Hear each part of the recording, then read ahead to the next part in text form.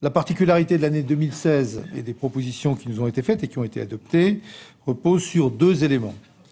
Le premier élément, c'est qu'il s'agit d'un plan triennal avec 5 axes, plus de 100 mesures qui nous permettent donc d'être plus ambitieux encore dans notre combat. Nous souhaitons inscrire la lutte contre la fraude dans une action pérenne et surtout de pleine coopération entre services.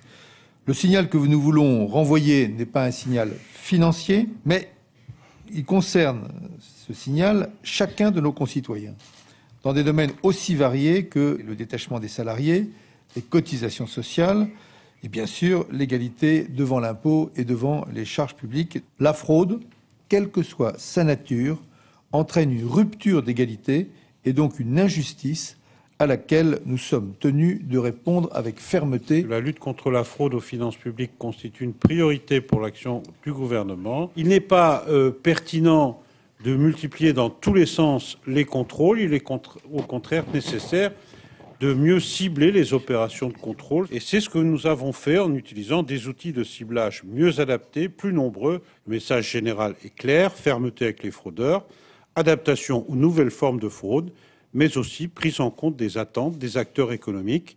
C'est le message de ce nouveau plan triennal de lutte contre la fraude.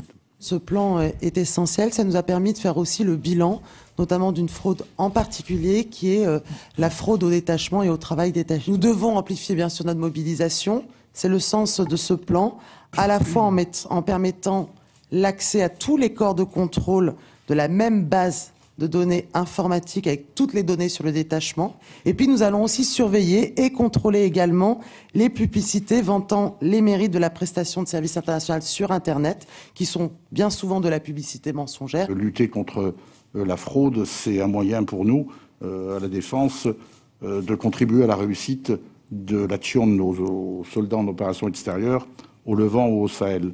Parce que lutter contre la fraude, c'est assécher ces organisations terroristes dans leur financement.